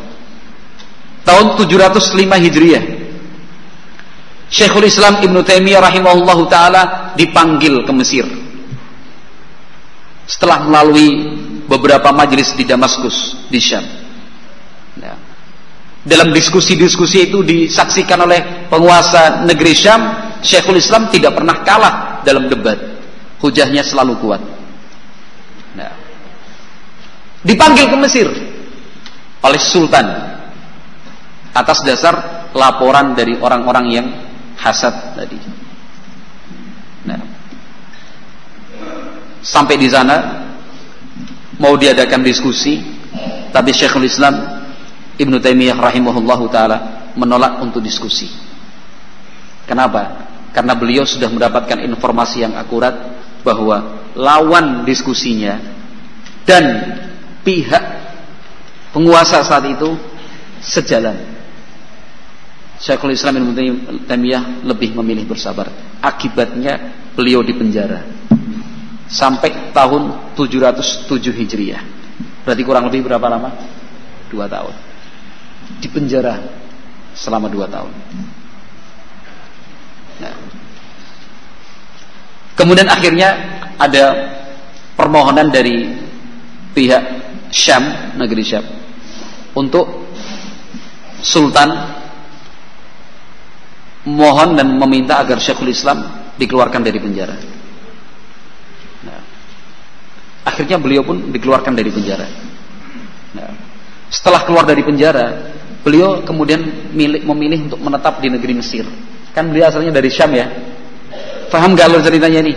Dari Syam, kemudian dipanggil ke Mesir, sampai kemudian dipenjara selama kurang lebih 2 tahun. Kemudian ada yang memohon untuk ditangguhkan, dikeluarkan, dikabulkan. Permohonan itu dari mana? Dari pihak negeri Syam, dikeluarkan. Setelah keluar dari penjara, Syekhul Islam Ibnu Taimiyah rahimahullahu taala memilih untuk tetap tinggal di negeri Mesir. Pada akhir tahun beliau dikeluarkan, orang-orang sufi di Mesir jerit-jerit. Nah, itu. Merasa dirugikan oleh keberadaan Syekhul Islam Ibnu Taimiyah rahimahullahu taala. Ya. Paham gak ini alur ceritanya ini? Masalahnya sejarah ini. Keluar dari penjara, kan beliau lebih memilih tinggal di mana? Negeri Syam. Tahun berapa itu? 707 Hijriah. Selama di Mesir, beliau kan menyampaikan ilmu, ceramah, mengajarkan agama, menyampaikan Al-Quran, hadits Nabi SAW, menyuarakan kebenaran, memerangi kebatilan. Termasuk yang beliau suarakan adalah memerangi faham-faham sufi. Nah, akhirnya orang-orang sufi marah. Nah, kebakaran kumis, gitu ya. Mereka merasa dirugikan dengan keberadaan Syekhul Islam. Akhirnya mereka lapor kepada penguasa, kepada sultan, menuntut agar sultan menghentikan dakwahnya Syekhul Islam Ibnu Taimiyah karena dianggap meresahkan. Paham ini ya? Kalau nggak paham, saya lanjutkan loh ini. Mau diulangi lagi, es kepriyo maning. Bisanya cuma gitu. Kalau nggak paham, tetap saya lanjutkan pokoknya. Akhirnya pemerintah dalam hal ini penguasa memberi beberapa opsi kepada Syekhul Islam Ibnu Taimiyah. Pertama, jangan tinggal di Mesir. Jangan tinggal di Kairo kalau bahasa kita, di ibu kota Mesir, Qahirah. Tapi kembali ke negeri Syam.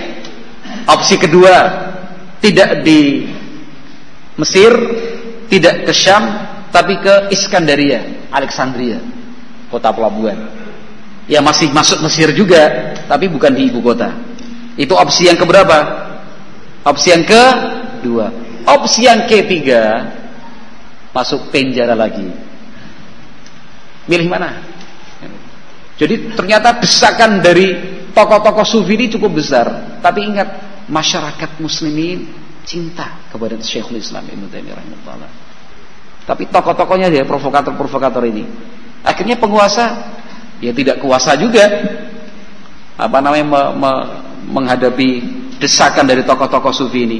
Lalu diberikanlah berapa opsi tadi? 3. Yang pertama pulang ke Syam, kedua pindah ke Iskandaria, yang ketiga di penjara. Syekhul Islam kira-kira milih yang mana ini? Atau jangan Syekhul Islam lah. Kalau Anda, kalau panjenengan milih yang mana ini? Pulang kampung kan ya? Kalau saya pilih pulang kampung kalau saya. Nggak usah malu-malu mengaku. Tapi Syekhul Islam fakhtaral habsa. Syekhul Islam lebih milih di penjara aja. Lebih memilih di penjara, subhanallah. Tentunya keputusan itu berdasarkan alasan. Ya, berdasarkan alasan. Karena penjara itu Kata Syekhul Islam Ibnu Taimiyah dalam kata-kata yang masyhur, mereka menganggapku di penjara padahal aku dalam surgaku. Kan itu. Karena penjara itu adalah surga bagi Syekhul Islam Ibnu Taimiyah. Mereka pikir aku sempit hidupku, padahal di dalam penjara aku bisa hidup bersenang-senang. Kenapa? Enggak mikirkan dunia luar. Yang ada cuma ibadah, belajar, ngajar, nulis. Di penjara itu Syekhul Islam Ibnu Taimiyah nulis. Di dalam penjara itu Syekhul Islam Ibnu Taimiyah mengajar, sampai Al-Imam Ibnul Qayyim Al-Jauziyah kan rela untuk masuk di penjara juga demi menimba ilmu dari Syekhul Islam Ibnu Taimiyah. Kalau saya di penjara, ada yang mau nemenin enggak? Ya mudah-mudahan enggak di penjara ya. Mudah-mudahan. Akhirnya Syekhul Islam milih untuk di penjara. Tapi murid-muridnya, para pendukung pembelanya minta terus asarru an yaqbala adh-dhahaba ila Dimashq. Fa fa'ala nuzulan 'inda raghbatihim wa ilhahihim. Nah. Akhirnya Syekhul Islam Ibnu Taimiyah rahimahullahu taala karena didesak murid-muridnya, teman-teman dekatnya, jangan milih penjara. Udahlah pulang aja ke Damaskus, ke negeri Syam. Terus didesak-desak, akhirnya Syekhul Islam luluh hatinya. Ya udah, pulang ke Syam. Pulang ke Syam. Rombongan itu Syekhul Islam dan murid-muridnya, pengikut-pengikut dan pendereknya ya kan, berangkat dari Qahirah, ibu kota Mesir, kembali ke Syam. Nah, belum sampai ke negeri Syam, utusan dari sultan ngejar dari belakang. Disampaikan bahwasanya penguasa membatalkan 3 opsi tadi, dan hanya 1 opsinya, penjara. Coba bayangkan, berat nggak ujian Syekhul Islam Taimiyah ini? Berat sekali. Kalau kita nggak harus kipiye lagi negara kan gitu ya. Wes bebas kok dilebokke meneh. Sudah diputuskan bebas kok ditarik lagi perkaranya, berkasnya. Itu Syekhul Islam Taimiyah mengalaminya. Sudah milih, ya udahlah pulang ke Syam. Dan itu. Rombongan pulang ke Syam, baru di tengah perjalanan sudah utusan sultan ngejar, Pak, mohon maaf Pak, balik. Kenapa? Kudu di penjara sampean. Hah? Iya, balik. Enggak melawan. Syekhul Islam tidak melawan. Seandainya Syekhul Islam mau melawan, jutaan orang di belakang Syekhul Islam bin Taimiyah. Jutaan orang itu di belakang Syekhul Islam bin Taimiyah. Nah, kalau mau mengkudeta, revolusi, berontak, Syekhul Islam pendukungnya banyak, tapi tidak. Karena beliau mengajarkan kepada kita untuk sabar terhadap pemerintah, kan begitu ya, taat patuh kepada pemerintah. Nah, kemudian setelah selang beberapa lama di dalam penjara, kira-kira orang-orang sufi tadi sudah mulai, kan yang menuntutkan orang-orang sufi, tokoh-tokoh sufi.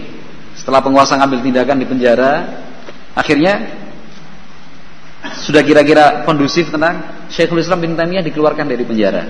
Kembalilah Syekhul Islam Ibnu Taimiyah rahimahullahu taala dalam kegiatan dakwah, mengajarkan kitab Al-Qur'an dan Sunnah Nabi Muhammad sallallahu alaihi wasallam. Beliau mengajarkan akhlak-akhlak yang baik dan seterusnya. Nah, kemudian ikhwati fillah rahimani wa rahimakumullah. Nah, ternyata kelompok-kelompok sufi semakin hari semakin bertambah. Tambah jumlahnya juga, tambah pengikutnya, tambah kuat juga. Nah, dibandingkan sebelumnya. Sementara Syekhul Islam bin Taimiyah tidak berhenti untuk menjelaskan kesesatan-kesesatan kaum sufi. Akhirnya penguasa dihasut lagi. Nah, penguasa dihasut lagi sampai kemudian Syekhul Islam Ibnu Taimiyah rahimallahu taala diasingkan ke Iskandaria.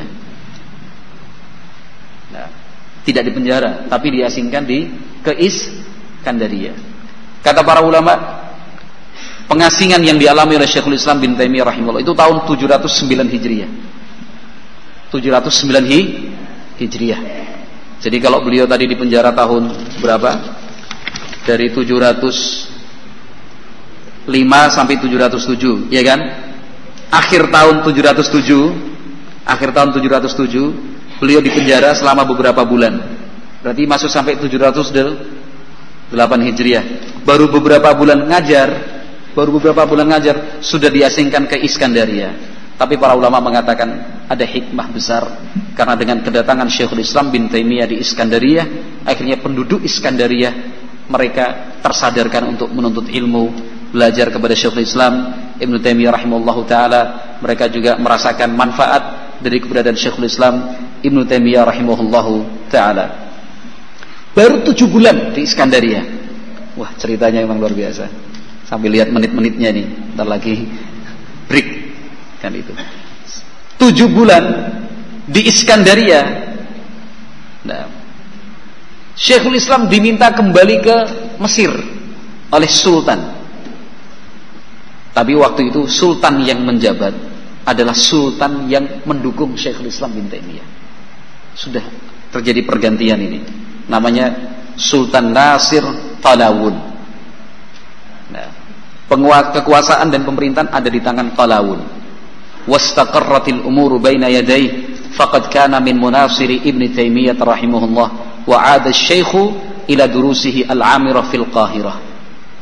Nah, akhirnya Syekhul Islam diminta kembali ke Kairo, ibu kota Mesir, setelah 7 bulan di Iskandariyah dalam pengasingan.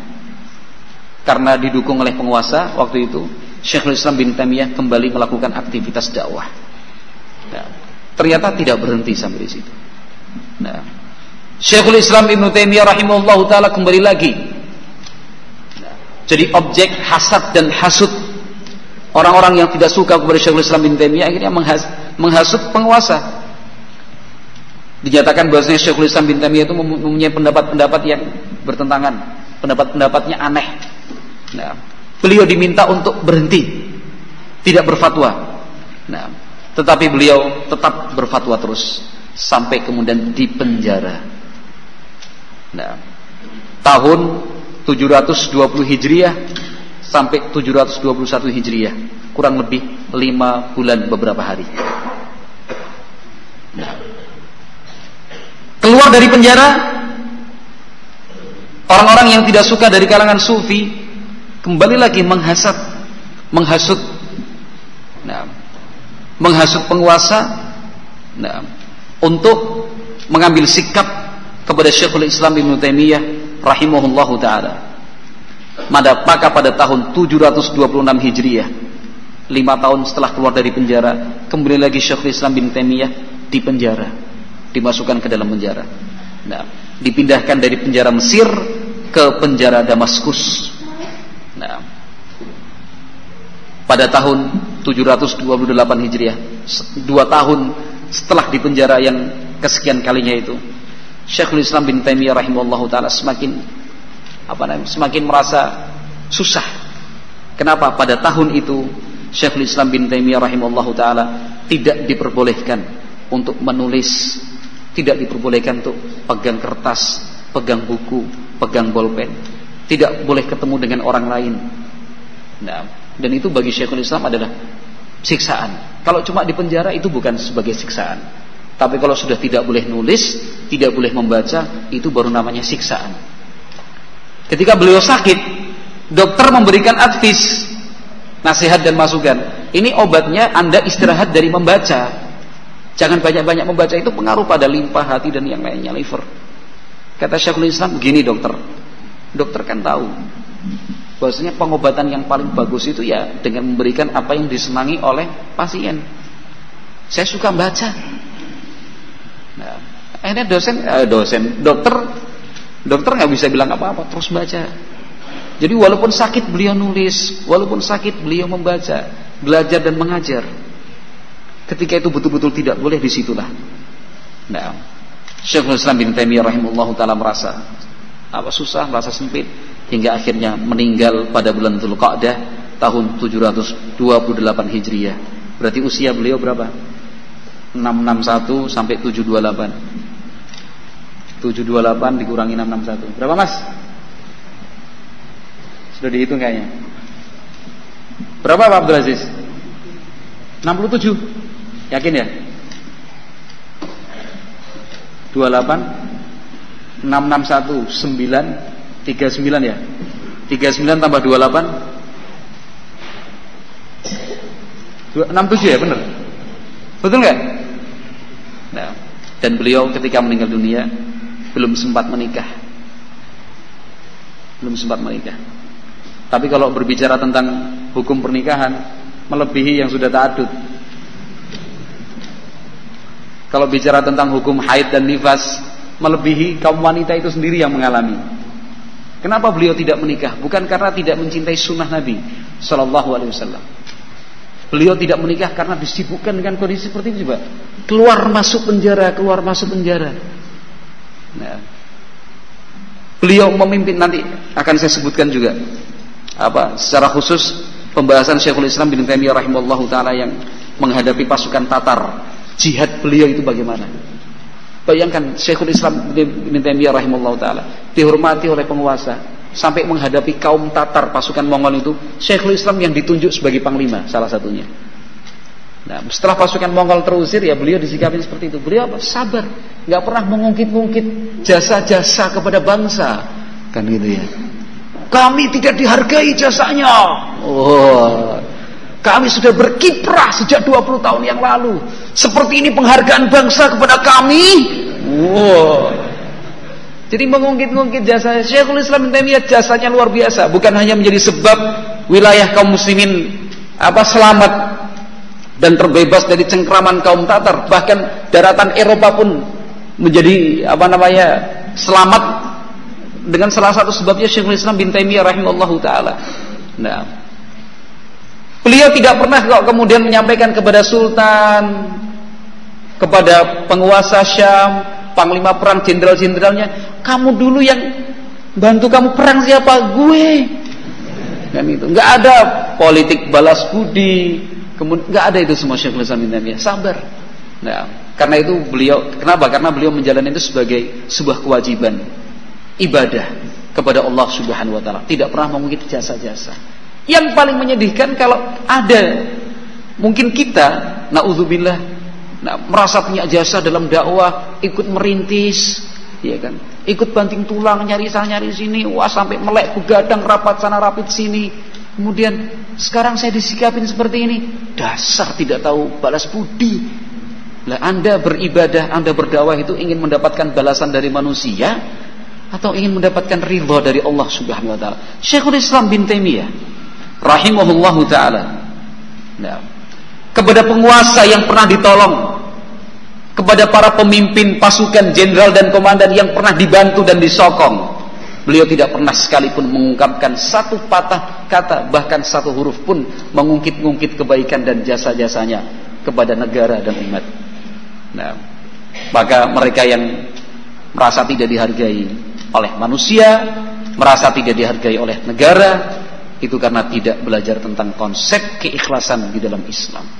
Sehingga yang ada hanya berisikan kecewa, sakit hati, yang tentunya itu akan membatalkan kebaikan-kebaikan yang sudah dia lakukan. Ya ayyuhalladzina amanu la tubtilu shadaqatikum bil manni wal adza. Wahai orang-orang yang beriman, janganlah kalian batalkan sedekah yang sudah kalian berikan dengan mengungkit-ungkitnya ulang atau dengan kata-kata atau ucapan perbuatan yang menyakitkan. Jangan. Sudahlah. Amal ibadah kita itu yang menghisab adalah Allah Subhanahu wa taala. Syekhul Islam Ibnu Taimiyah rahimahullahu taala akhirnya meninggal dunia pada tahun 728 Hijriah pada bulan Dzulqa'dah, malam Senin, tanggal yang ke-20. Sekali lagi, beliau tidak menikah karena kondisinya seperti itu. Nah, kondisinya pulang balik masuk penjara. Dari kecil kan sudah migrasi, ya kan? Terusir dari kampung halamannya, kemudian saat usia remaja sibuk ngaji, sibuk thalabul ilmi, ya kan? Setelah thalabul ilmi, ternyata kondisi mengharuskan beliau bangkit untuk menghadapi pasukan Tatar, pasukan Salibis, kan begitu. Setelah pasukan Tatar terusir, pasukan Salibis bisa terusir, daerah-daerah negeri Syam kembali lagi kepada pangkuan kaum muslimin. Syekhul Islam mulai berdakwah, yang dihadapi adalah firqah-firqah sesat, yang kemudian masuk penjara, keluar penjara, masuk lagi, keluar lagi, sampai meninggal dunia.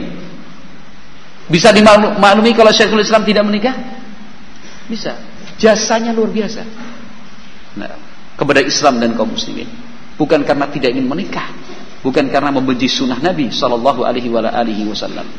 Karena beliau lebih mendahulukan Islam, lebih mendahulukan dakwah, lebih mendahulukan ilmu, lebih memilih untuk berjihad fi sabilillah. di jalan Allah Subhanahu wa taala. Ya berbeda terbaliklah dengan saya kan gitu misalkan. Lebih milih nikah kan gitu. Saya ngaji masih banyak. Yang berjihad ustaz-ustaz baiklah. Yang dakwah kan ada pengurusnya. Kan gitu. Ya cara berpikir dan cara timbang kita saja yang berbeda. Wallahu a'lam bishawab. Cukup dulu ya. Betul kan ya? Insyaallah. Jadi nanti setelah zuhur kita langsung mulai. Saya akan menyampaikan tentang apa yang dilakukan oleh Syekhul Islam Ibnu Taimiyah rahimahullahu taala ketika menghadapi pasukan Tatar ya. Ketika menghadapi pasukan Tatar, kemudian bukti bahwa Syekhul Islam Ibnu Taimiyah rahimahullahu taala betul-betul dicintai dan diterima oleh kaum muslimin secara umum. Wallahu a'lam bishawab. Walhamdulillahirabbil alamin. Assalamualaikum warahmatullahi wabarakatuh.